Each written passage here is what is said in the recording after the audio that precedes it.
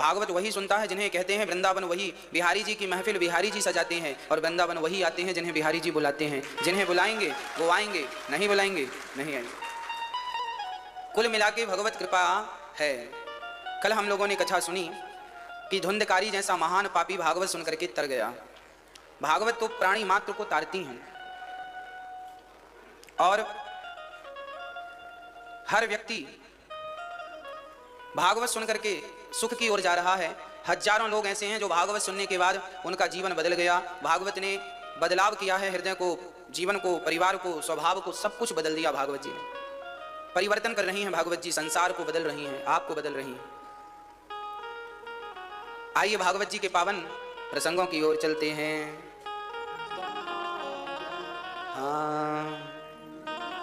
जन्माद्यस्य यतोऽन्वयादितरतश्चार्थे सुभिज्ञः स्वराट् तेने ब्रह्महृदाय आदिकवये मुह्यन्ति यत्सूरयः तेजो वारिमृदां यथा विनिमयो यत्र त्रिसर्गो मृषा धाम्ना स्वेन सदा निरस्तिकुहकं सत्यं परं धीमहि।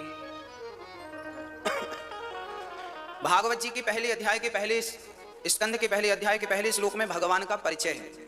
भगवान कैसे है, परिचय क्या है ईश्वर का। जन्माद्यस्य यतोऽन्वयादितरतश्चार्थे सुभिज्ञः स्वराट्। जो भगवान हम सभी को जन्म देने वाले हैं, हमारा पालन करने वाले हैं, वो भगवान कैसे हैं।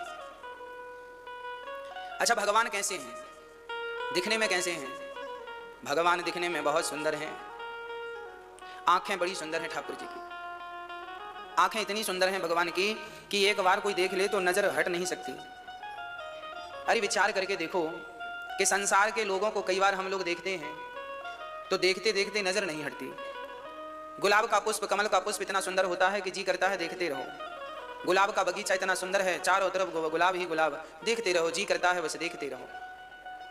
जिनके बनाए पुष्प इतने सुंदर हों, जिनकी बनाई वादियां, लोग जाते हैं ना घूमने, कोई पर्वत घूम रहा है, कोई बर्फ की चादर में खेल रहा है। संसार में कितना कुछ घूमने के लिए है, पर इंसान की बनाई चीजों में हम घूमने कम जाते हैं। जो प्राकृतिक हैं वो ज्यादा अच्छे होते हैं, है ना। इंसान का बनाया पार्क, उसमें सारे आर्टिफिशियल चीजें लगाई जाएं तो वो उतना अच्छा नहीं लगेगा जो प्राकृतिक होगा। मतलब परमात्मा ने इस प्रकृति को कितने सुंदर ढंग से सजाया है। नाना प्रकार के पुष्प हैं, हजारों प्रकार के पुष्प हैं, हजारों प्रकार की घास है, हजारों प्रकार के वृक्ष हैं। क्या सुंदर सजाया है परमात्मा ने, श्रृंगार किया है। देखो देखो ये जो हार है इसमें कितने सुंदर है, इसका कलर कितना बढ़िया है, इसका कलर कितना सुंदर है। क्या रंग भरे हैं परमात्मा ने पुष्पों में, क्या रंग भरा है। जिस परमात्मा ने इस गुलाब को इतना खूबसूरत बनाया होगा वो परमात्मा खुद कैसे होंगे। बैठकर जरा विचार किया करो। संसार की सुंदरता पर लट्टू मत हुआ करो। संसार की सुंदरता तो आज है, कल नहीं रहेगी। आप जवान में जितने सुंदर थे अब बुढ़ापे में तो इतने सुंदर नहीं है। अब बुढ़ापे में जितने अच्छे हैं इसके बाद और जो जर्जर अवस्था आएगी तो ये नहीं रह जाएंगे। मतलब हम सभी परिवर्तनशील हैं, हमारी सुंदरता स्थिर नहीं है। हर व्यक्ति, हम छोटे से थे तब अलग थे, जवान हुए तो स्वरूप अलग हो जाता है। आपका रंग रूप रोज बदलता है, पता है आपको।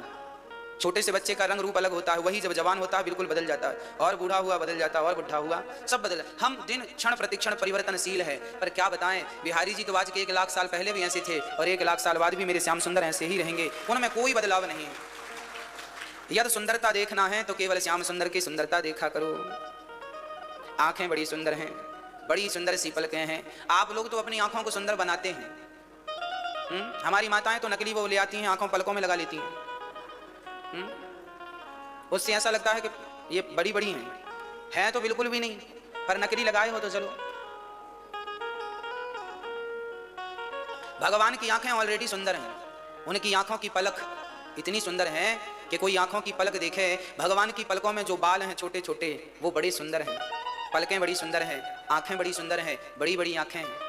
भगवान जी की, ठाकुर जी का माथा बहुत सुंदर है, उनकी नासिका, उनकी नाक की बनावट, उनकी नाक बड़ी सुंदर है, ये नाक की आकृति, उनके होंठ अधर इतने सुंदर हैं, इतने गुलाबी हैं भगवान के होष्ठ कि आप, भगवान इतने सुंदर हैं, उनके अधर इतने सुंदर हैं कि सारे लोग उनकी एक मुस्कान के लिए तरसते रहते हैं। जिसकी तरफ देखकर मुस्कुरा देते हैं वो पागल हो जाता है। इतने सुंदर हैं भगवान, उनकी अधर इतनी सुंदर है। आप जब भी चिंतन किया करो ना, भगवान की सुंदरता का चिंतन किया करो। भगवान ही संसार में सबसे सुंदर हैं, उनसे सुंदर कोई नहीं है।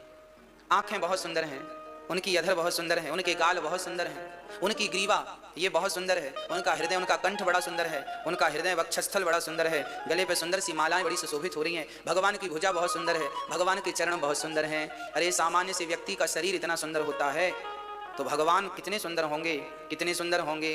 आज भगवान को श्री सूरदास जी महाराज कहते हैं, आंखें बड़ी हैं, सुंदर है। एक बार सूरदास जी महाराज गोवर्धन भगवान का दर्शन करने जाया करते थे। आज जो श्रीनाथ जी नाथ द्वारा में बैठे हैं, नाथ द्वारा में जो श्रीनाथ जी बैठे हैं वो पहले गोवर्धन पर थे। आक्रांताओं के कारण श्री विठलनाथ जी उनको यहां से वहां ले गए। तो श्रीनाथ जी जो नाथ द्वारा में है वो पहले गोवर्धन में वृंदावन में ही थे। तो उनकी पूजा हुआ करती थी। श्रीमद वल्लभाचार्य जी के सुपुत्र श्री विठलनाथ जी पूजा करते थे। तो उनका रोज श्रृंगार करते थे श्रीनाथ जी का। आहा, ठाकुर जी का एक हाथ ऊपर है और सुंदर सा एक हाथ कमर में रखा हुआ है, सुंदर सा श्रृंगार करते थे। आंखों में बड़ा सुंदर सा काजल लगाते थे और बड़ा सुंदर से मोतियों की माला पहनाते थे और श्रृंगार, और जो श्रृंगार करते थे तो सूरदास जी थे वो रोज जाएं दर्शन करने और रोज पद बना बना के गाएं। आज भगवान ने पीले वस्त्र धारण कर रखे हैं, पीले वस्त्रों में गुलाबी सी सुंदर सी माला है। आज ठाकुर जी के कानों में इस प्रकार का कुंडल लटक रहा है। आज ठाकुर जी के बाल घुंघराले से हैं, यहाँ पर ज्यादा घुंघरालापन है। अब विठलनाथ जी को लगे कि ये तो अंधे हैं, इन्हें कैसे पता चल रहा है कि भगवान ने ये कपड़े पहने। सूरदास जी अंधे थे तो पुजारी जी को लग रहा है, विठलनाथ जी को लग रहा है कि ये तो अंधे हैं, इन्हें लगता है जरूर किसी ने बताया होगा इनको। तो पूछा किसी से तो सबने कहा महाराज ने तो कोई नहीं बताता, ये तो रोज नए नए श्रृंगार का वर्णन जो है रियल वो बोलते हैं। तो आज विठलनाथ जी को लगा सूरदास जी की परीक्षा लेनी पड़ेगी। तो जब सूरदास जी मंदिर में आए तो विठलनाथ जी ने पर्दा लगा दिया और पर्दा लगा के भगवान के सारे कपड़े उतार दिए।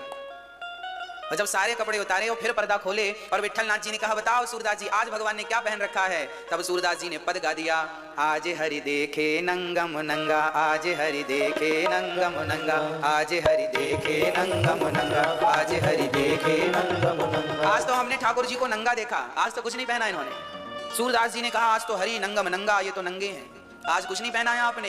हाँ, इनके गले में मोतियों की माला है। अब विठलनाथ जी समझ गए कि ये बाबा कोई सामान्य बाबा नहीं है, इनकी आंखें नहीं हैं फिर भी ये सब देख रहे हैं। बस मेरी माँ भगवान जिन्हें दिखाना चाहें उनकी आंखें हों या ना हो वो देख लेते हैं, और जिन्हें दिखाना ना चाहें तो आंखें जिनकी हैं वो भी तो नहीं देख पाते। हमारी और आपकी आंखें हैं पर हम क्या देख रहे हैं? हम तो संसार ही देख रहे हैं। ये स्त्री है, ये पुरुष है, ये कुत्ता है, बिल्ली है, पशु है, हम तो यही देख रहे हैं। हाँ? पर भगवान जो दिखाना चाहें, याद रखना मेरी माँ, इसलिए भगवान से कहा करो कि प्रभु आपको देखने के लिए ये आंखें पर्याप्त नहीं हैं। जब तक भगवान की कृपा ना हो तब तक भगवान को देखना संभव नहीं है। और भगवान को वही देख सकते हैं जिन पर भगवान की कृपा हो, जिन्हें वो खुद दिखाना चाहें उन्हें वो दिखा देते हैं। सोई जाने जेहि देहु जनाई, जानत तुम ही हुई जाई। जिन्हें भगवान जनाना चाहे वही जान पाते हैं। तो भगवान दिव्य थे, दिव्य हैं। ऐसे सूरदास जी महाराज बड़े भाव से पद लिखा करते हैं और भगवान की सुंदरता का निरूपण किया करते हैं। भगवान ऐसे हैं, भगवान ऐसे हैं। 1.25 लाख पद लिखने का संकल्प था सूरदास जी का, पर उम्र हो गई तो कुछ पद सूरदास जी के जो रह गए थे तो स्वयं भगवान ने उनके पद पूरे करके उनका संकल्प पूरा किया था। एक बार, अच्छा सूरदास जी ऐसे थे कि सूरदास जी एक बार भोजन करने बैठे। जब सूरदास जी भोजन करने बैठे ना मेरी माँ, तो उनका कौर भोजन गले में अटक गया। अब पानी ढूंढने लगे। आज उनका जो सेवक था वो आज आया नहीं, भोजन परोस के कहीं चला गया, पानी रखना भूल गया, नहीं तो भोजन के साथ पानी रखता था। और आज उनका वो निवाला गले में अटक गया। अब वो बाबा पानी ढूंढ रहे हैं। अब सूरदास जी अंधे हैं, कहाँ पानी पानी पानी, यहाँ वहां।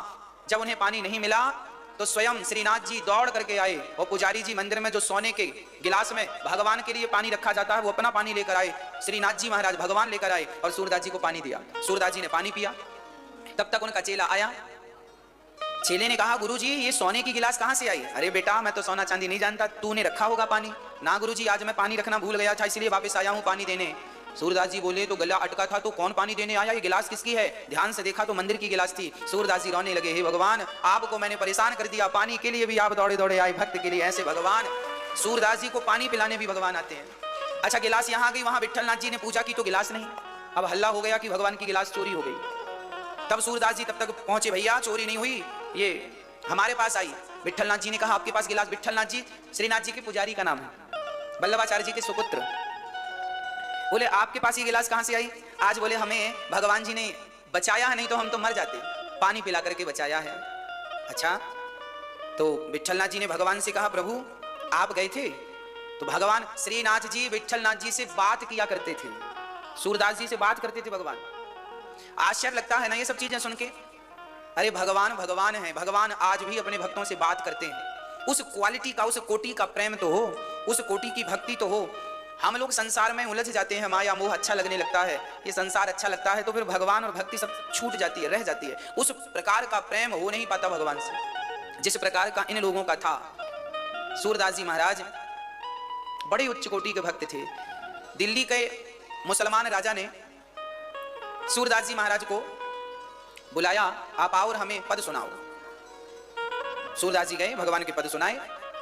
तो राजा ने कहा आपने कितने पद लिखे हैं और कैसे माना जाए कि ये आपके पद बढ़िया हैं? बहुत सारे उस जमाने में सूरदास जी के नाम से नकली पद भी चल रहे थे, कॉपी, कोई भी लिख कर नाम सूरदास जी का डाल दिया, कॉपी।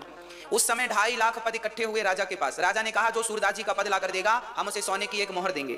तो सोने के चक्कर में 2.5 लाख पद, जबकि सूरदास जी ने उस समय केवल 70-75 हजार पद लिखे थे और बाकी 2.5 लाख इकट्ठे हो गए, फ्रॉड, नकली। अब इनमें कैसे पता लगाएं कि ये असली सूरदास जी के हैं और ये नकली कैसे पता लगाएं? तब राजा ने सारे पदों को यमुना जी में डलवाया और सारे पद जब यमुना जी में डाले गए तो जो लोगों के नकली पद थे, नकली लोगों ने लिखे, सूरदास जी का नाम डाल दिया, उनकी तो स्याही भी छूट गई और वो भोजपत्र भी डूब गया। पहले भोजपत्र पर लिखा जाता था तो भोजपत्र पानी में डूब गया, पर सूरदास जी के 75,000 जो पद थे उस समय तक जितना लिखा था पूरे के पूरे यमुना जी में तैर रहे थे, ऊपर चमक रहे थे। यही सूरदास जी के पद हैं। ऐसे सूरदास जी महाराज, सूरदास जी के पद बड़े प्रसिद्ध हैं। ये भी सूरदास जी का पद है। ये सूरदास जी का पद आप लोग भी गुनगुनाते हैं। दुर्योधन के मेवा त्यागी साग विदुर घर खाई, सबसे ऊंची प्रेम सगाई, ये सूरदास जी का पद है। सबसे ऊंची प्रेम सगाई, प्रेम विवश अर्जुन रथ हाँ क्यों भूल गए ठकुराई, सबसे ऊंची प्रेम सगाई। आज हरि देखे नंग मनंगा, ये भी सूरदास जी का पद है। ऐसे बहुत सारे पद सूरदास जी ने लिखे हैं। और जब सूरदास जी का शरीर पूरा होने को आया तो सूरदास जी इस वृंदावन में, इस ब्रज मंडल में चित्त लेटे हैं ऐसे। तो उनके शिष्यों ने कहा बाबा आप जा रहे हो? सूरदास जी बोले हाँ मेरा काम पूरा हो गया, अब मैं जा रहा हूं। तो आपकी कोई इच्छा है? सूरदास जी बोले मुझे एक दुख है बस। दुख है? अरे आप जैसे महान संतों को जो भगवान से साक्षात्कार है, आपको दुख किस बात का है? सूरदास जी बोले जब मैं जा रहा हूं तो ब्रज मंडल की तरफ, ब्रज में मैंने पीठ कर रखी है, यही दुख है। ब्रज को पीठ दिखाकर जा रहा हूं। भाई आप सीधा लेटेंगे, चित्त लेटेंगे तो धरती की तरफ पीठ ही तो हुई है ना, आकाश की तरफ मुंह हो गया। सूरदास जी ने कहा भैया हम ब्रज मंडल को पीठ दिखाकर नहीं जाना चाहते। तो उनके चेलों ने पट्ट कर दिया और जब पट्ट किया तो उनके मुख में ब्रज रज गई और उसी क्षण उनके प्राण निकल गए। भगवान के धाम को सूरदास जी चले गए। ऐसे सूरदास जी थे जो ब्रज मंडल में से जब मरे गए तो वो पीठ दिखाकर मरे भी नहीं, पीठ मुंह केवल प्रणाम करते हुए ब्रज भूमि को, ब्रज मंडल को। ये श्याम सुंदर की क्रीड़ा स्थली है, ये भगवान की लीला स्थली है। ऐसे महान संत जिनका दिव्य चरित्र हम लोगों के मध्य है, ये हमारे लिए बड़े गौरव की बात है। प्रिय भक्तों, ऐसे महान सूरदास जी की एक बढ़िया सी चर्चा है कि सूरदास जी एक बार कुएं में सत्संग करने जा रहे थे, तभी आंधी आ गई तो रास्ता भटक गए। हवा चली तो थोड़ा सा हवा के झोंके से रास्ता भटक गए। अच्छा अंधा आदमी ना एक अंदाज से चलता है लाठी टेक कर, पर हवा चली तो अंदाज खत्म हो गया, तो वो एक कुएं में गिर गए। पास में कुआं था, हवा चली, रास्ता भटक गए तो उल्टा गए और कुएं में गिर गए। जब कुएं में गिरे तो सूरदास जी कुएं के अंदर से अपने श्याम सुंदर को पुकारने लगे, हे श्याम सुंदर आओ और मेरा हाथ पकड़ लो। सूरदास जी अभी अंदर बैठे भजन कर रहे थे। अच्छा सूरदास जी जब भजन गाते थे ना तो स्वयं श्याम सुंदर आते थे और ऐसे बैठ करके उनका पद सुनते थे, ऐसे ऐसे, और बाबा और गाओ, बाबा और सुनाओ। भगवान जी ये बहुत संगीत के प्रेमी हैं, इन्हें गा गा कर भी आप रिझा सकते हैं। मीराबाई पद गाती थी, है ना, सूरदास जी पद गाते थे, नरसिंह मेहता केदार राग गाते थे, हरिदास जी महाराज, तानसेन के गुरु श्री हरिदास जी महाराज, वो भी संगीत के बड़े प्रेमी थे, गा गा करके इनको रिझाते थे। मेरी माँ, जरूरी नहीं है कि आपको सुर और ताल का ज्ञान हो, मुझे सुर ताल का ज्ञान नहीं है। एक बार मीराबाई पद गा रही थी, भजन गा रही थी, तो कोई संगीतकार निकला और मीरा से बोला, ओ मीरा जरा सुर पे गाओ। ताल का ध्यान रखो, ताल तुम्हारी टूट रही है। सुर पे गाओ, ताल पे रहो, सुर से गाओ, सुर से गाओ। वो कह रहे हैं, तभी मीराबाई ने गाते गाते कहा, भैया सुर से मत गाओ, भाव से गाओ, प्रेम से गाओ। यदि प्रेम से गाओगे तो सुरताल का कोई महत्व नहीं होगा, क्योंकि भगवान सुरताल को महत्व नहीं देते, भगवान तो भक्त के प्रेम को महत्व देते हैं। तुम प्रेम से जो गाओगे वो भगवान तक पहुंचेगा। एक पिता और एक बेटा मंदिर गए। पिताजी तो पिताजी हैं, बेटा भी 5 वर्ष का था। पिताजी गए तो भगवान की स्तुति उन्होंने की। शंकर जी के मंदिर जाकर हाथ जोड़ करके कहा, कर्पूर गौरम करुणावतारम संसार सारम भुजगेंद्रहारम सदा वसंतम हृदयारविंदे भवम भवानी सहितम नमामि।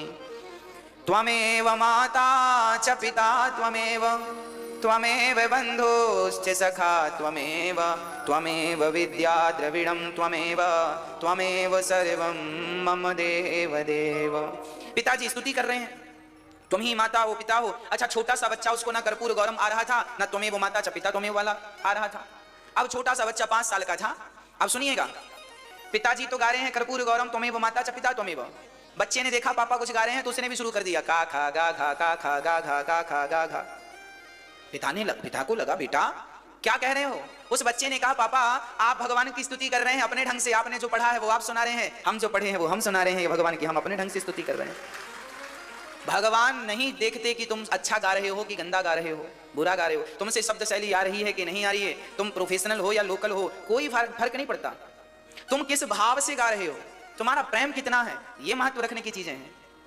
तो आप भी एक आध भजन रोज ठाकुर जी को सुनाया करो बैठ करके, टूटी फूटी वाणी जैसा हो, रोज भजन सुनाया करो। भजन ना सही, कीर्तन सुनाया करो रोज। श्री कृष्ण गोविंद हरे मुरारे, हे नाथ नारायण वासुदेव, खूब कीर्तन कहा करो। सूरदास जी जब कुएं में गिरे तो पद गाया तो भगवान आए और भगवान ने कहा, बाबा मेरा हाथ पकड़ लो। सूरदास जी बोले, भैया मुझे क्या पता कि तुम्हारा हाथ कहाँ है, मैं तो अंधा हूं, मुझे क्या पता कि आपका हाथ कहाँ, इतना बड़ा कुआं है किस तरफ आपका हाथ, मुझे क्या पता आपका हाथ कहाँ है, ये तो मुझे नहीं पता, पर मेरा हाथ कहाँ है ये तो आपको पता है, इसलिए प्रभु मैं आपका हाथ नहीं पकड़ूंगा, आप मेरा हाथ पकड़ लीजिए। और भगवान ने हाथ पकड़ा, बालक के रूप में आए और ऐसे किया तो सूरदास जी बाहर आ गए कुएं से। और जैसे ही बाहर आए सूरदास जी ने भगवान को कस के पकड़ लिया। बाबा हमें क्यों पकड़ लिया, हम तो यहाँ से जा रहे थे, तुमने आवाज लगाई तो हम आ गए। सूरदास जी बोले, बहाने मत बनाओ, तुम हमारे श्याम सुंदर हो और आज आए हो बच्चे बनकर, हमने बहुत बच्चों के हाथ पकड़े हैं पर ऐसा हाथ आज तक किसी का नहीं देखा, आप तो भगवान हैं। तब भगवान ने सूरदास जी से हाथ छुड़ा लिया और जाने लगे। जब हाथ छुड़ा कर जाने लगे तब सूरदास जी ने यहाँ एक दोहा गाया। सूरदास जी ने कहा, हाथ छुड़ाए जाते हो निर्बल जान के मोही, दिल से गर जो जाओगे मर्द कहूंगो तो ही। मैं निर्बल हूं तो हाथ छुड़ा के जा रहे हो, यदि मेरे दिल से निकल कर दिखाओ तो जाने। ऐसी चुनौती दे दी सूरदास जी ने। तब वहां राधा रानी आई और राधा रानी सूरदास जी को रोता हुआ देख करके उन्हें दया आई, पर वो जब आगे बढ़ी तो श्याम सुंदर ने कहा, बाबा के पास मत जाना, बाबा बड़ा खतरनाक है, पकड़ लेता, छोड़ता नहीं है। राधा तुम आगे मत जाना, तुम्हें पकड़ लेगा। राधा ने कहा, ना मुझे नहीं पकड़ेगा बाबा। तो राधा रानी ने सूरदास जी के गोद में अपना चरण रख दिया, देखो नहीं पकड़ा, थोड़ा और आगे बढ़ाया, देखो नहीं पकड़ा। तब भगवान ने जोर से कहा, बाबा पकड़ो। अच्छा, भगवान भी तब तक कृपा नहीं करते जब तक श्री राधा रानी कृपा नहीं करती। और जब राधा रानी के चरण पड़े सूरदास जी की गोद में तो सूरदास जी ने हाथ बढ़ाया पकड़ने के लिए, तो पांव तो पकड़ में नहीं आया, पर राधा रानी के चरणों में जो पायल बंधी थी पायल पकड़ में आई और पायल हाथ में आ गई। राधा रानी ने कहा, बाबा पायल हमें दे दो और हमें रास में जाना है। सूरदास जी ने कहा, माँ दूसरी पायल बताओ, दूसरी पायल दिखाओ, फिर हम ये भी दे देंगे, हमें क्या पता कि आपकी हो सकता किसी और की हो, और आप लेके चली जाएं, तो पहले इसका जोड़ा दिखाओ हमें। तब राधा जी ने दूसरा पांव दिखाया, उन्होंने स्पर्श किया और फिर अपने हाथ से पायल पहनाई। राधा रानी ने कृपा करके सूरदास जी से कहा, अब मैं तुम्हें कृपा करती हूँ, नेत्र प्रदान करती हूँ। राधा रानी की कृपा से सूरदास जी की दोनों आंखें बिल्कुल ठीक हो गईं। आंख खुली तो राधा कृष्ण सामने थे, दोनों को नजर भर के देखा और जब नजर भर के देख लिया तो सूरदास जी ने कहा, प्रभु एक वरदान और दे दो। क्या वरदान? बोले, मैं जैसे अंधा पहले था वैसे अंधा बना दो। क्यों? सारी दुनिया देखना चाहती हो और तुम अंधे होना चाहते हो। सूरदास जी ने कहा, प्रभु आप दोनों को देखने के बाद अब मैं इन आंखों से और किसी को देखना नहीं चाहता, इसलिए मुझे अंधा बना दो। और किसे देखूंगा मैं, बताओ किसके लिए आंखें खोलूंगा? संसार में क्या देखूंगा? आपसे सुंदर, आपसे बढ़िया कुछ हो तो देखने की चाहत भी रखूं, पर आपसे अब आपको देख लिया, अब मेरी सारी कामनाएं पूरी हो गईं। इन आंखों की सार्थकता तो यही है, आपका दर्शन हो जाए। आपका दर्शन हो गया, अब क्या बचा देखना? भगवान ने आंखें क्यों दी हैं? इसलिए दी हैं कि इन आंखों से इनको देख लो, श्याम सुंदर को देख लो। इनको देख लिया ना, बस अब कुछ नहीं बचा, सब देख लिया। ऐसे सूरदास जी महाराज भगवान की सुंदरता का वर्णन करते हैं। भगवान कैसे हैं? जन्माद्यस्य यतोऽन्वयादितरतश्चार्थे सुभिज्ञः स्वराट। सब कुछ जानने वाले भगवान हैं। भगवान का शरीर सामान्य पंचभूतों से, 3 गुणों से नहीं, भगवान दिव्य गुणों के धनी हैं, दिव्य तत्व से परमात्मा निर्मित हुए हैं। ऐसे भगवान को सत्यम परम धीमहि मानकर, सत्य स्वरूप मानकर हम उनकी शरणागति ग्रहण करते हैं, हम उनकी शरण में चलते हैं। प्रिय भक्तों, भागवत जी में परम धर्म का निरूपण है। धर्मः प्रोचित कई तवोत्र परमो निर्मत सराणाम सताम। जो कपट रहित धर्म है उस धर्म का निरूपण है। भगवान कब मिलेंगे, कैसे मिलेंगे? भगवान को प्राप्त करने के लिए शर्त क्या है? बोले भगवान को प्राप्त करने के लिए शर्त है कि हम निष्कपट बने। जब तक हम निष्कपट नहीं होंगे तब तक भगवत प्राप्ति संभव नहीं। इसलिए निष्कपट होना आवश्यक है। निष्कपट, कोई कपट ना हो, कोई छल ना हो। अच्छा देखिए, जमाने के व्यवहार के लिए व्यक्ति चतुर हो जाता है। दुकान चलानी है तो चतुर बनना पड़ेगा, काम करना है, समाज में रहना है, थोड़ा चतुर, क्योंकि आजकल सीधे का जमाना नहीं है। जो ज्यादा मीठा होता है कोल्हू में पेरा जाता है। जो ज्यादा मीठा होता है वो अपना नाश कराता है। देखो तो मीठे गन्ने को कोल्हू में पेरा जाता है। तो समाज में रहना है, चतुर बनना पड़ेगा। पर यहां एक चीज है, या तो संसार को चुन लो या तो भगवान को चुन लो। दोनों नहीं हो सकता। मुंह भी भूल जाए और ठहाका भी लग जाए, ये दोनों नहीं होंगे, एक चीज होंगी। एक समाधान है मेरे पास छोटा सा। क्या? बोले 50 साल तक तो आप 50% भगवान को याद किया करो। शादी विवाह हो गई, आपके बच्चे हो जाएं, जब बच्चों का विवाह हो जाए तो फिर जब तक बच्चों की जिम्मेदारी है तब तक 50% भगवान से जुड़ो, 50% संसार में रहो, अपना काम करो, 2 पैसे कमाओ और पालन करो। पर जब सब चीजों से निवृत्त हो जाओ तो पूरा 100% भगवान से जुड़ जाओ। फिर आप ऐसे हो जाओ जैसा हम कह रहे हैं, जैसा हम चाह रहे हैं, निष्कपट, निष्काम, बिल्कुल सरल भोला, कुछ नहीं। कोई गाली दे तो भाई दे दे, कोई थप्पड़ मारे तो भाई मार ले, हम तो इनके हैं, अब इनके लिए सब कुछ सहेंगे, इनके लिए सब सहेंगे। जैसे बच्चे को देखने के लिए मां को प्रसव की पीड़ा का दर्द सहना पड़ता है कि नहीं? बच्चा ऐसी थोड़ी हो जाता है। बच्चा होने के लिए मां को बड़ा दर्द होता है, प्रसव का दर्द होता है। बच्चे पैदा होते हैं तो कई बार तो मां मर जाती है, इतना दर्द होता है कि दर्द को ना सहन करने से वो मां प्राण त्याग देती है। कोई सरल काम नहीं है, बड़ा कष्ट उठाना, पेट फड़वाना पड़ता है। यदि बच्चे का मुंह देखना है तो इस दर्द से गुजरना पड़ेगा। अब आप कहें ना हमें दर्द ना हो, बिल्कुल बच्चा भी हो जाए, तो फिर आप दूर ही रहो, फिर आप मां नहीं बन सकती। मां बनना है तो दर्द से गुजरना पड़ेगा। बिना दर्द से गुजरे आज तक कोई स्त्री मां बनी हो तो एक का नाम बताओ मुझे, क्या संभव है? जैसे आकाश में बूंदों का रुकना संभव नहीं है, आकाश में बूंद रुक नहीं सकती ना, उसी प्रकार बिना दर्द के बच्चा पैदा हो नहीं सकता। उसी प्रकार भगवान को पाना है तो देखो कपट का त्याग तो करना पड़ेगा, निष्कपट बनना पड़ेगा, सरल बनना पड़ेगा, अपमान सहना पड़ेगा, प्रसव का दर्द सहना पड़ेगा, तब मां बनेगी। उसी प्रकार अपमान, राणा ने तो ये कहा था ये मेरा नाम खराब कर रही है, नाक कटा रही है, मीरा को क्या ना कहा? बताओ, ऐसी थोड़ी भगवान मिल जाते हैं मेरी मां। बड़ा समर्पण करना पड़ता है, बड़ी परीक्षाएं देनी पड़ती हैं, बड़ा त्याग करना पड़ता है, तब जाकर के वह परम तत्व प्राप्त होता है। सबके बस की बात नहीं है।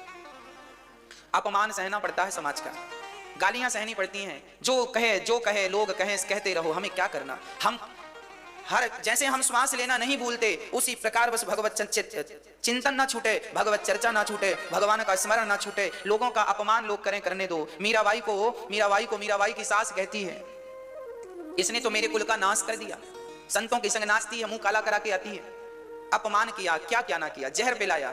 पर धन्य है वो मीरा, ऐसी विषम परिस्थिति में भी उन्होंने इनका साथ नहीं छोड़ा। आप जरा मीरा की जगह बैठ करके, रह करके एक बार तो विचार करो। मीरा ने सारा जीवन जिया है, तो मीरा की तरह 1 हफ्ता जी के देख लो, 7 दिन जी के देख लो मीरा की तरह। कैसे जी रही, समाज में वो कैसी रही होगी, कैसे उसने अपना जीवन यापन किया होगा, कितने ताने ना मिले होंगे उसे। पर धन्य है, अंत में परिणाम भगवत प्राप्ति। दर्द सह लो, बेटा होगा, हो जाएगा। जब बेटा हो जाएगा तो फिर मां सारा दर्द भूल जाती है, बेटे को हृदय से लगाती है। जब भगवान मिल जाएंगे तो फिर रास्ते का सारा दर्द समाप्त हो जाएगा, सारा दर्द सफल हो जाएगा कि अब जिनके लिए दर्द उठाया वो मिल गए,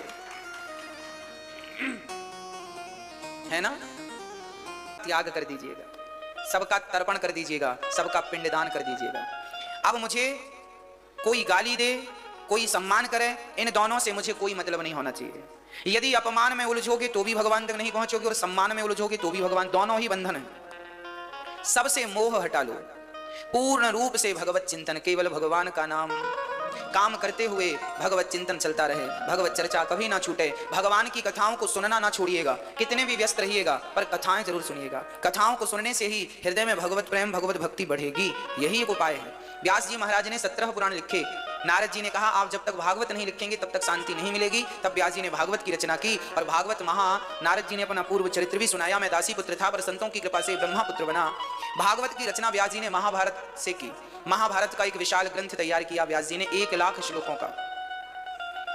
महाभारत अद्भुत चर्चा है। महाभारत में 99 कौरव मारे गए, दुर्योधन की जंघा टूट गई और वो मौत की सैया पर पड़ा है। मौत नहीं आ रही है, मरे तो मरे कैसे। तब गुरु द्रोणाचार्य का बेटा अश्वत्थामा आया, कहा मैं तुम्हारी क्या इच्छा पूरी करूं मित्र बताओ। तब कहा कि मेरी एक ही इच्छा है, मैं पांडवों को मरा हुआ देखना चाहता हूं। अच्छा अभी जाता हूं। द्रौपदी के 5 बच्चे पड़े थे बिस्तर पर, 5 को पांडव समझकर अश्वत्थामा ने 5 का मस्तक काट दिया, सिर काट दिया। ले जाकर के सामने रखा, लो तुम्हारे पुत्र का हत्यारा, तुम्हारा हत्यारा देखो ये है। 5वां सिर। दुर्योधन बड़ा प्रसन्न हुआ कि पांडव मारे गए। ध्यान से देखा तो वो पांडव नहीं, पांडवों के पुत्र थे। दुर्योधन रोने लगा, मित्र आपने तो मेरा वंश नष्ट कर दिया। इसी क्षण पहले प्रसन्न हुआ, बाद में दुखी हुआ। दुर्योधन की मृत्यु हो गई। हाँ मेरी मां, दुर्योधन जिस मौत मरा, ये मौत कोई अच्छी मौत नहीं। तड़प तड़प की जंघा टूटी पड़ी है, ऐसा मरना कोई मरना है। आप जीना सीखो ना सीखो पर मरना सीखिएगा। मैं पिछली कथा में एक बात बोला था, अनायास मेरे मुंह से ये बात निकली थी। मैंने इस बात पर चिंतन किया, मुझे बहुत अच्छी लगी ये बात। आज फिर मैं दोहराऊंगा उस बात को। पिछली कथा जब कुंभ पर कथा थी तो हमने एक बात कही थी आप लोगों से कि अब ऐसा मरिएगा कि दोबारा फिर से मरना ना पड़े। अब की बार ऐसा मरिएगा कि फिर से मरना, एक बार मरिएगा, बार बार ना मरिएगा। यदि हम संसार में मन को लगाकर मरेंगे तो जन्म और मृत्यु के चक्र में बार बार आना जाना पड़ेगा। और यदि भगवान में मन लगा के मरोगे, भगवत चिंतन करते करते मरोगे तो बस यही मरना आखिरी मरना होगा। इसके बाद तो मृत्यु से सदा सदा के लिए छूट जाओगे। इसलिए कहता हूं अब की बार मरना तो ऐसे मरना कि फिर से मरना ना पड़े, बार बार मरना पड़े। मैं 10वीं में था, मैं 10वीं में हूं, फिर पढ़ा, फिर फेल हो गया, फिर 10वीं पढ़ा, फिर फेल हो गया। जब बार बार फेल हो रहा हूं तो मेरी पढ़ने का अर्थ क्या है? मेरे पढ़ने का अर्थ क्या है? जब बार बार हम मृत्यु के चक्कर में पड़ रहे हैं तो फिर जन्म लेने का, ये मानव तन पाने का अर्थ क्या निकला? यदि तुम्हारा मरना नहीं छूटा, याद रखना, कान खोल के सुनना, ये बातें तुम्हें कोई नहीं बताएगा ना आज तक तुमने सुनी होंगी। ये दास चिंतन करके आप तक बात पहुंचाता है। आज ध्यान से सुनिएगा। यदि तुम मरते ही रहे इस मनुष्य का तन पाकर के, यदि तुमने अपना मरना नहीं छुड़ाया तो बताओ फिर मनुष्य का तन पाया इसका अर्थ क्या था? केवल बच्चे ही पैदा करने आए थे क्या?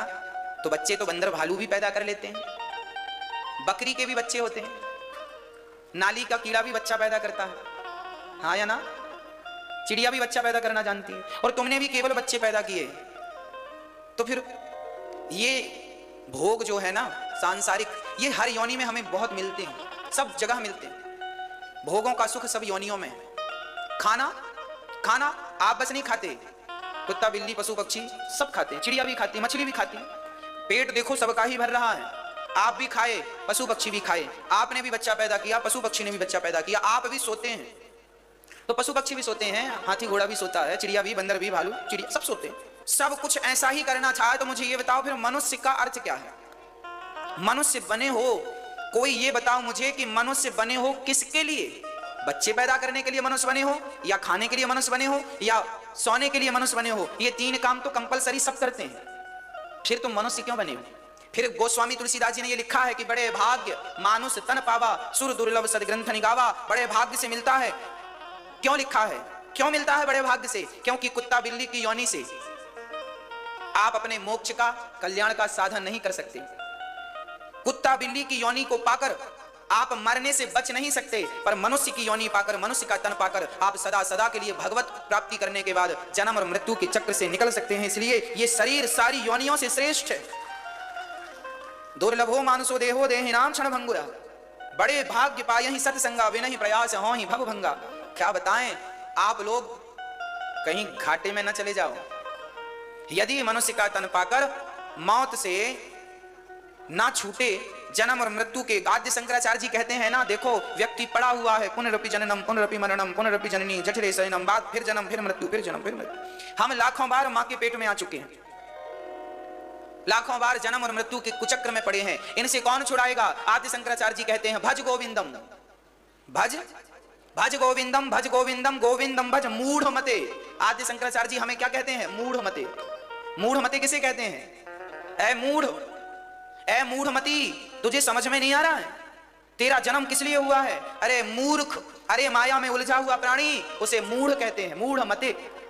अरे प्राणी, क्या तू फिर जन्म और मृत्यु के चक्र में पड़ेगा? कोई गंगा जी के किनारे बैठ के रोए, हे भगवान मुझे बड़ी प्यास लगी है। तो बताओ, गंगा के किनारे बैठ करके कोई कहे कि मुझे बड़ी प्यास लगी है, तो उसका रोना हास्यप्रद है या नहीं? हंसने जैसा है? अरे बैठा तो गंगा के किनारे है, पी क्यों नहीं लेता पानी, रोता क्यों है?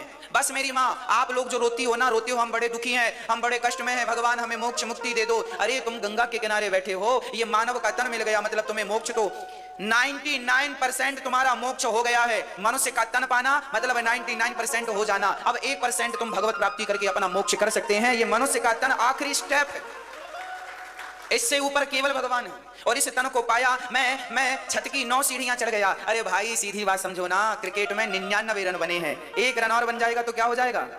सेंचुरी पूरी हो जाएगी। हाँ, सेंचुरी हो जाएगी 1 रन की।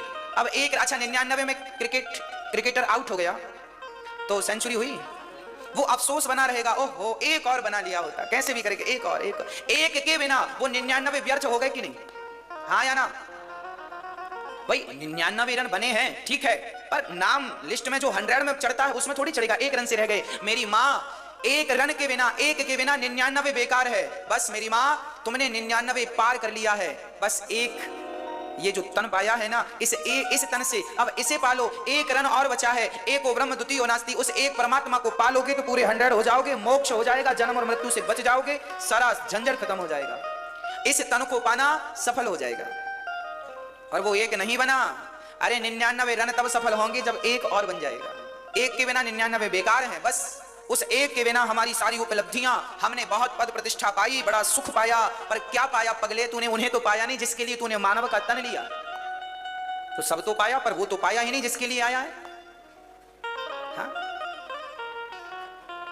इसलिए कहता हूं मेरी मां, उस परमात्मा को पाइएगा। ये समझिएगा कि इस तन को परमात्मा ने केवल तपस्या तपो दिव्यम पुत्र का येन सत्वम शुद्ध्यै दस्मात् ब्रह्म सौख्यम त्वनंतम। ये शरीर तपाने के लिए दिया है विधाता ने, तपस्या के लिए दिया। तपाओ, भगवत प्राप्ति करो, कैसे भी करो, कुछ भी करो, पर भगवान को पाओ, नहीं तो आपका बड़ा नुकसान हो जाएगा। श्री सुखदेव भगवान व्यास जी महाराज लिख रहे हैं कि 100 की 100 कौरव मारे गए और भगवान ने पांडवों की अंत तक रक्षा की। सबके रक्षक भगवान हैं, सबके रक्षक भगवान, सबका कल्याण करने वाले भगवान हैं। तो भगवान की शरण में जाया जाए, भगवान की शरण में वैसे ही चलो जैसे अर्जुन शरण में थे। अर्जुन ने अपने रथ की डोर किसे पकड़ाई? भगवान श्री कृष्ण को। और जब रथ की डोर पकड़ा ही दी तो फिर चिंता उन्हें किस बात की? अरे चिंता उन्हें होगी ना जो रथ चला रहे हैं। भाई आपने अपनी गाड़ी ड्राइवर को दे दी, अब आप पीछे बैठ जाओ, आराम करो, अखबार पढ़ो, लेट जाओ, खाओ, जहां ब्रेक दबाने की जरूरत होगी वो ब्रेक दबाएगा, स्पीड बढ़ाने की जरूरत वो करेगा, अपने वो ड्राइवर है, समझदार है, तुम आराम करो, सो जाओ। उसी प्रकार अर्जुन ने अपनी गाड़ी भगवान को दे दी और प्रभु अब आप चलाओ, हराओ तो आप, जिताओ तो आप, बस आप सभी लोग ना बस इतना काम कर लो। आप भी अपने जीवन की डोर भगवान के चरणों में सौंप दो। जब भगवान के चरणों में अपने जीवन की डोर देंगे तो फिर भगवान डुबाएं या पार लगाएं, मर्जी भगवान की है ना। बात खत्म। अब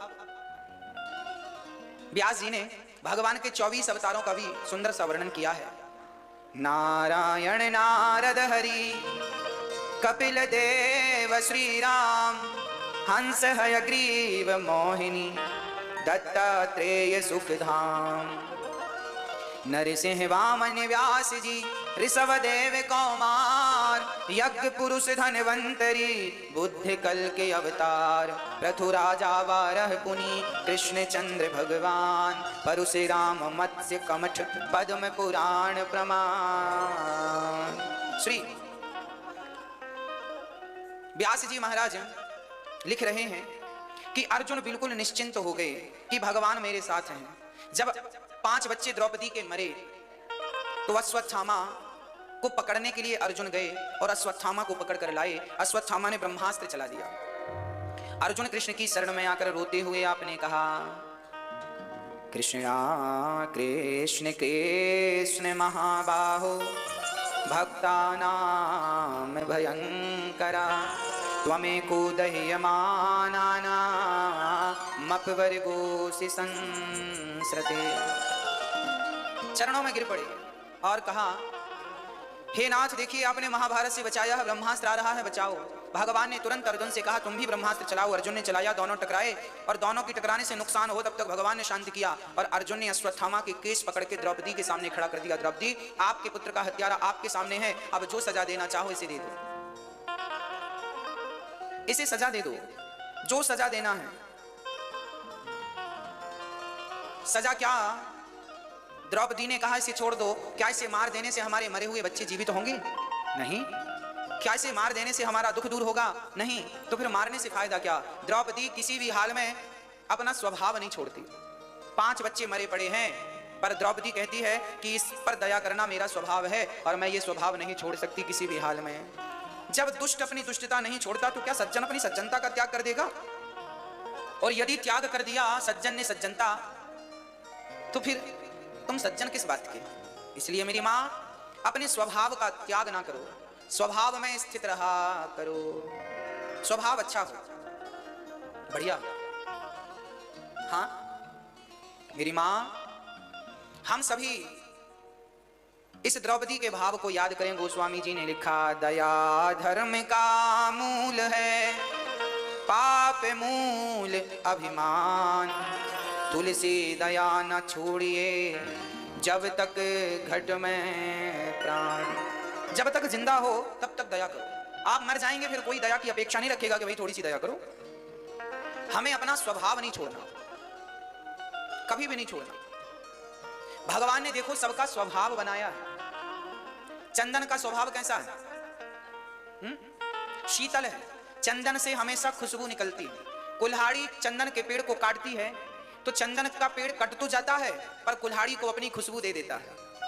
कुल्हाड़ी काट रही है तो ऐसा नहीं कि कुल्हाड़ी टूट जाए, जबकि चंदन की लकड़ी बड़ी कठोर होती है। कुल्हाड़ी टूट जाए ऐसा नहीं है, परंतु चंदन उसे अपनी खुशबू से भर। अब उस कुल्हाड़ी को कोई सूंघेगा तो चंदन की खुशबू निकलेगी। चंदन ने कहा कि जब इस कुल्हाड़ी ने अपने काटने का धर्म नहीं छोड़ा तो मैं खुशबू देने का धर्म कैसे छोड़ दूं? कैसे छोड़ दूं? अपने अपने धर्म का पालन करना चाहिए। सामने वाला हमारे साथ कैसा व्यवहार कर रहा है, जो जैसा व्यवहार वो कर रहा है ये उसका स्वभाव है। भाई आप मुझे गाली दे रहे हैं तो ये आपका स्वभाव है, मेरा थोड़ी है। आप मुझ पर चिड़चिड़ा रहे हैं तो ये आपका स्वभाव है, ये मेरे स्वभाव का तो परिचय नहीं है। मेरे स्वभाव का परिचय तो तब होगा जब मैं आपके दिए पर कुछ प्रत्युत्तर दूंगा, कुछ बोलूंगा, कुछ जवाब दूंगा। इसलिए आपके स्वभाव की तरह मेरा स्वभाव नहीं होना चाहिए। आपका स्वभाव यदि क्रूर है तो मेरा दयामय स्वभाव हो। आपका स्वभाव अपमान करने का है, हम थोड़ी अपमान करेंगे। आपका स्वभाव गाली देने का है, हम थोड़ी गाली देंगे। आप अपना काम कीजिए, हम अपना करेंगे। आप अपने स्वभाव का परिचय दीजिए, हम अपने स्वभाव का परिचय देंगे।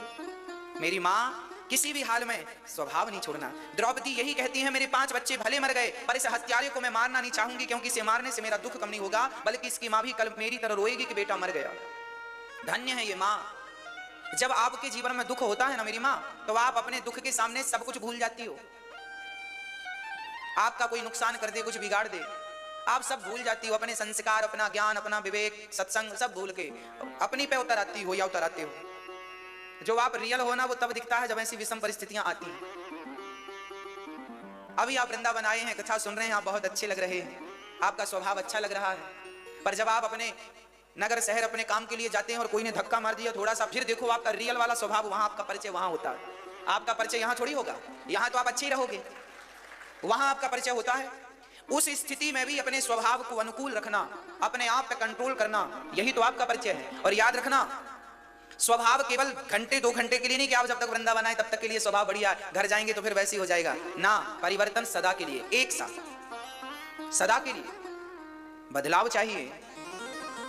भीम भैया बोले मैं इसे छोड़ूंगा नहीं, अश्वत्थामा कुछ ने मेरे बच्चों को मारा है। अर्जुन ने कृष्ण से कहा प्रभु आप बताएं इसे क्या दंड मिलना चाहिए। तब भगवान ने कहा ब्रह्म बंधुर्न हन्तव्या आतताई बधारणा मयैवो भयमाम्नातं परिपाह्यनुशासिनम्।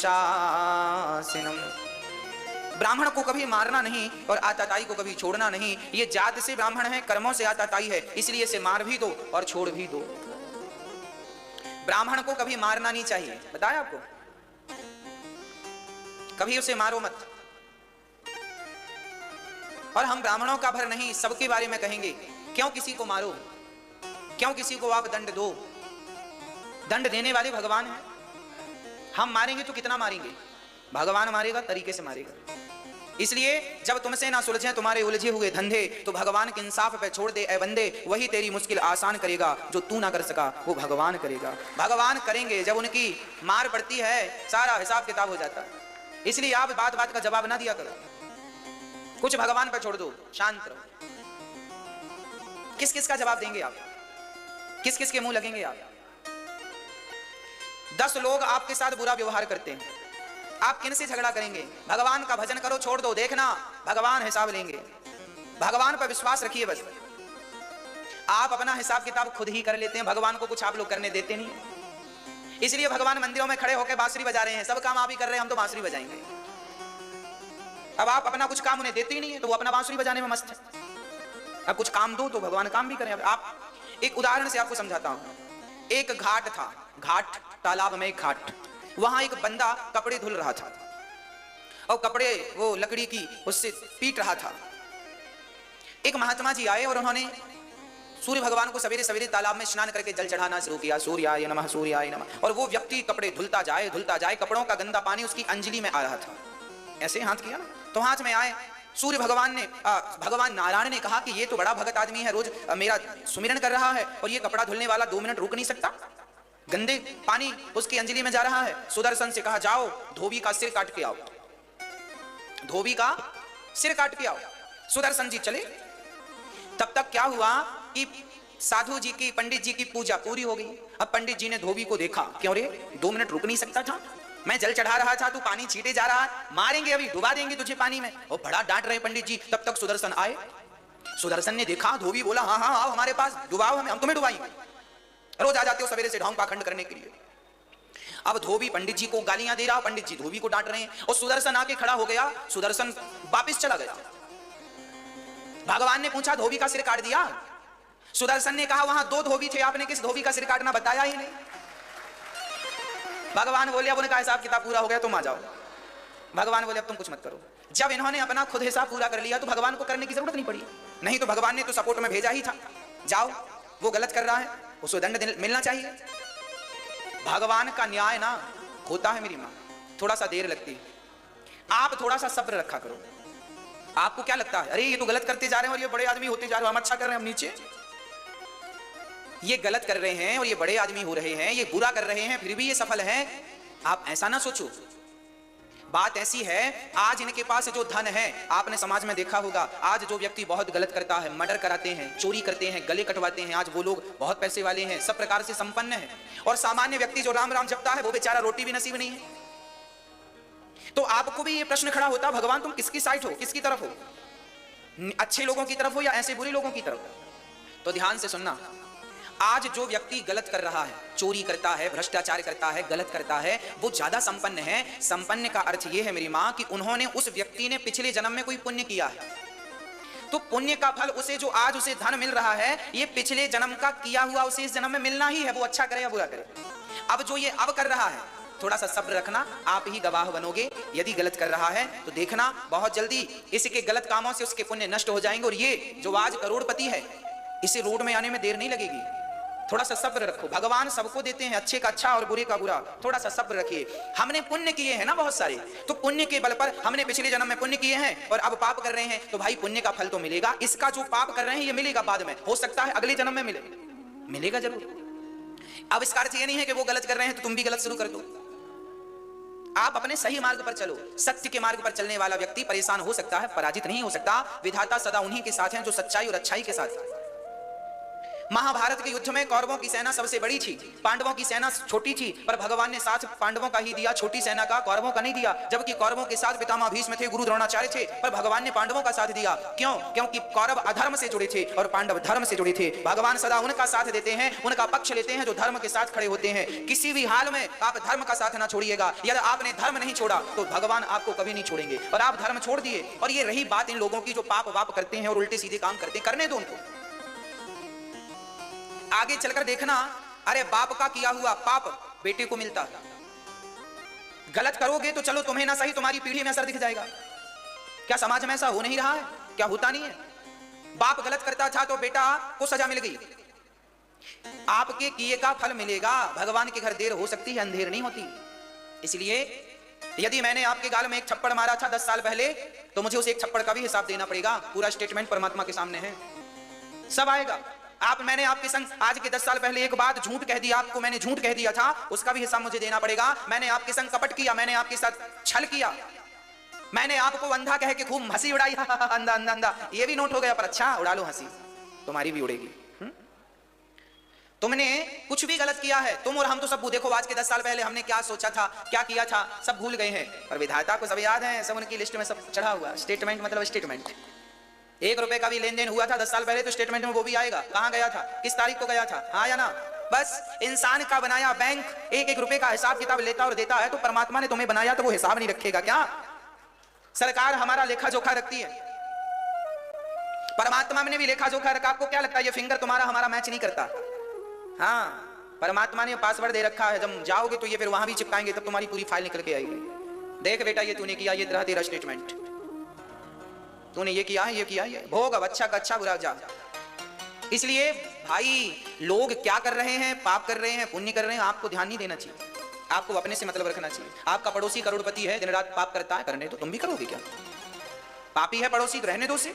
चोरी करता है, करने तो तुम भी करोगे क्या? भ्रष्टाचारी है, होने दो, तुम थोड़ी भ्रष्टाचार करोगे। वो जैसा है उसका वो भोगेगा, ना परवाह किया करो। एक गुरुजी के 2 चेले थे। एक चेला सत्संग में जाता था, कथा सुनता था, कीर्तन करता था, भजनों में बढ़िया झूमता था। एक चेला बड़ा गंदा था, वो वैश्या के यहां जाता था उसका मुजरा देखने के लिए, पूरी रात उसे टुकुर टुकुर देखता रहता था। एक दिन वो मुजरा देखकर लौट रहा था तो उसे रास्ते में सोने की थैली मिल गई और ढेर सारा सोना मिल गया। वो बड़ा प्रसन्न हो गया। लो, और ये सत्संग करने वाला लौटा तो उसके पांव में लोहे की कील और घुस गई, आर पार हो गई, हड्डी को फाड़ दिया। लंगड़ाता लंगड़ाता गुरुजी के पास गया। गुरुजी तुम्हारे भगवान न्याय नहीं जानते। क्यों बेटा, क्यों नहीं जानते ये न्याय? वो वैश्या के घर जाता था तो उसे तो तुमने सोने की थैली पकड़ा दी, और हम सत्संग में जाते थे तो लोहे की कील और पांव लंगड़ा हो गए हम। तब गुरुजी ने कहा बेटा तुम वर्तमान को जानते हो, ना तो तुम भूत को जानते हो, ना तो तुम भविष्य को जानते हो, जबकि ये हमारे भूतकाल को भी जानते हैं और आने वाले कल को भी ये पहचानते हैं। गुरुजी मैं कुछ समझा नहीं। तब गुरुजी ने कहा बेटा वो जो वैश्या के घर जाता है मुजरा देखने, आज के दिन उसे राजा बनना था, वो बड़ा पुण्यात्मा था पिछले जन्म का, पर उसकी मति मारी गई और वैश्या के चक्कर में पड़ गया, तो इतना सा ही उसे धन मिल पाया है, इतना ही सोना मिल पाया है। उसे राजा बनना था, खजाने मिलने वाले थे हीरे और मोती के, पर वैश्या की संगत कर करके उसका पाप पुण्य समाप्त हो गया पिछले जन्म का, और पाप हाई हो गया, पाप का लेवल बढ़ गया, पुण्य कम हो गया, तो इतना सा सोना मिला। और तुझे आज के दिन मरना था, तेरी रेखाएं बता रही हैं आज के दिन तेरी मृत्यु होनी थी, पर तू सत्संग से जुड़ा रहा, भगवान में स्नेह बनाए रखा, तो भगवान ने तेरी मौत को लोहे की कील में तब्दील कर दिया। यही परमात्मा का न्याय।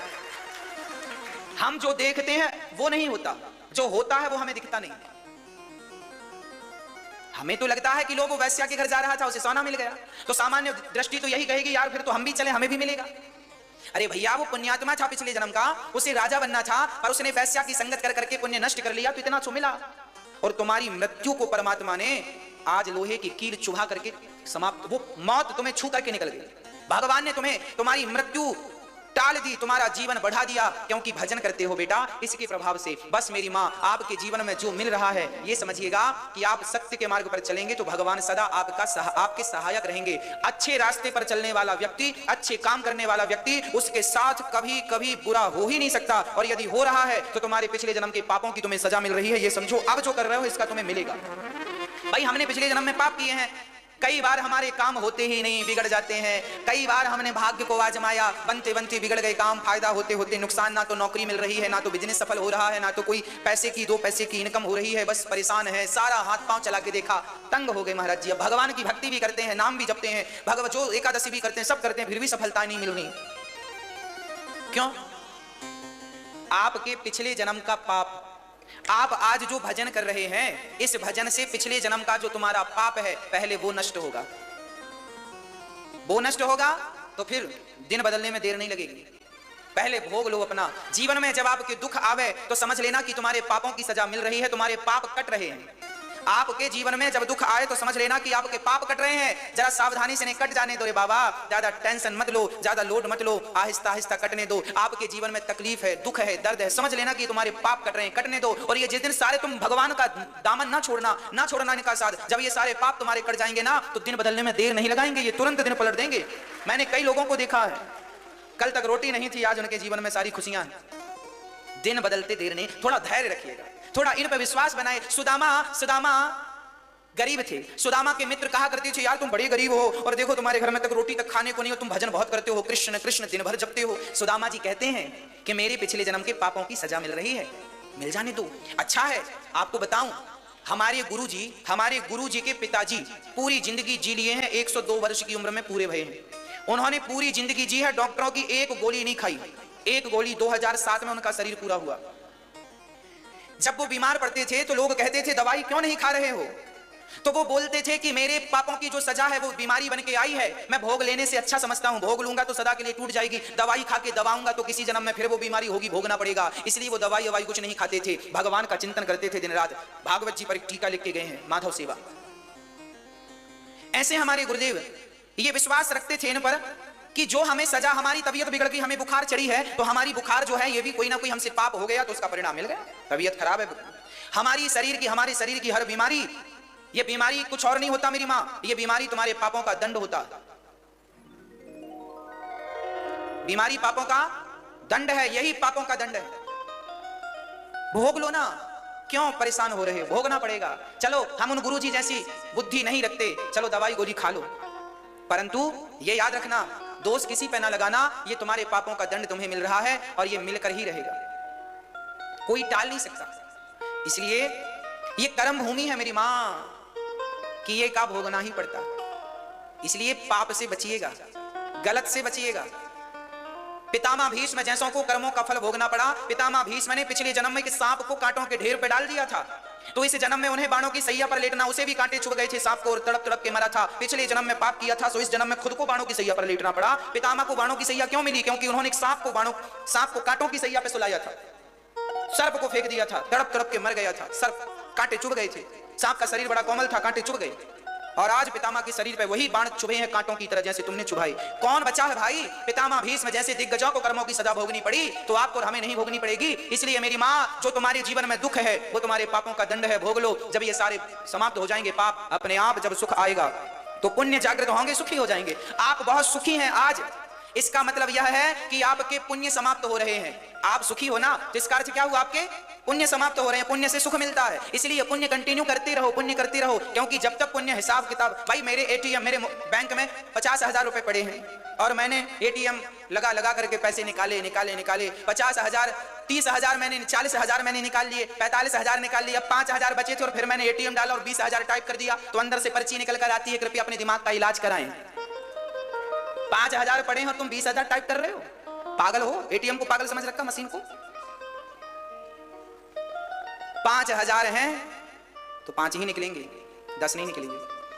1 लाख थे तुम्हारे बैंक में, तुमने सारे निकाल लिए। अरे भाई एटीएम से तब निकलते हैं जब आप डालो भी कुछ, डाला तो है नहीं, बस निकाला है। उसी प्रकार तुमने पुण्य जो किए थे उसका भोगते गए। अब नया पुण्य कुछ कर नहीं रहे हो तो खत्म नहीं हो जाएंगे सारे पुण्य? तो नए पुण्य करोगे तब स्टॉक बढ़ेगा। पुण्य से ही सुख मिलता है सब प्रकार का, इसलिए नित्य पुण्य करना चाहिए। इसलिए हमारे भारत में रोज रोटी दान करने की परंपरा, पहली रोटी गौ माता को, आखिरी रोटी कुत्ते को, पहली रोटी माओ की सेवा में, हम अतिथि की सेवा। हम भारतीय लोग हैं, पुण्य करने पर विश्वास करते हैं। पुण्य करने में नुकसान क्या है? अरे भाई, हमारी रोटी यदि 4 लोग मिलकर खाएं तो नुकसान क्या है? अकेले खाने में वो मजा नहीं है जो मिल बांट के खाने में मजा है। हम भारतीय लोगों का ये सिद्धांत है, इसलिए हम अपने विचारों से श्रेष्ठ हुए हैं। इसलिए ये विचार है मेरी माँ, इन विचारों को संजो के रखिएगा, इस विचारधारा को समझिएगा। जिस विचारधारा की हमने आपको बात की, इसको जरा समझिएगा। ब्राह्मण को कभी मारो मत, आताताई को कभी छोड़ो मत।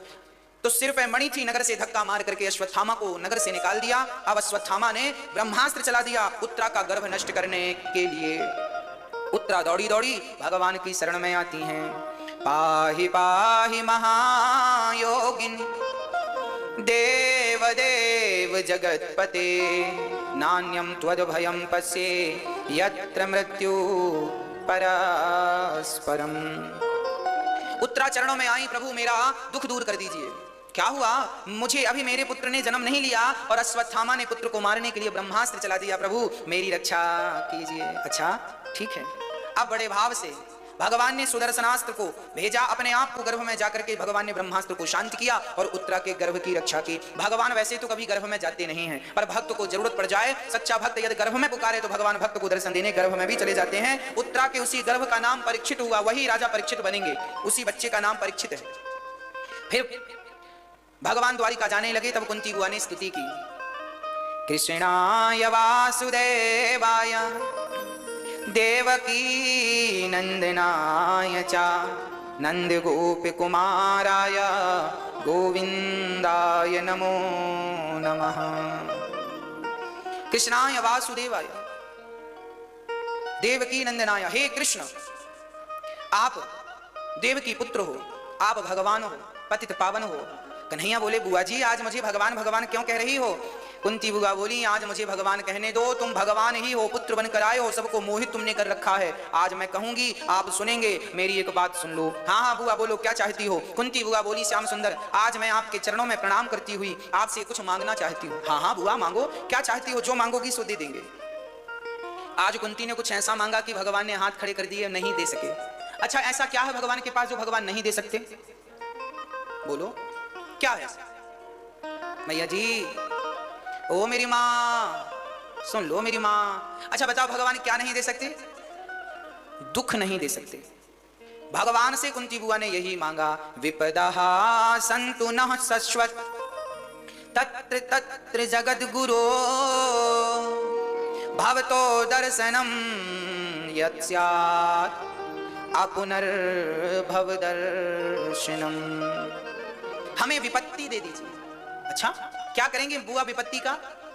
आज कुंती बुआ ने भगवान से दुख मांगा, इसलिए दुख मांगा क्योंकि दुख में भगवान का चिंतन ज्यादा होता, और सुख आया तो हम भूल जाते हैं, माया मोह में उलझ जाते हैं।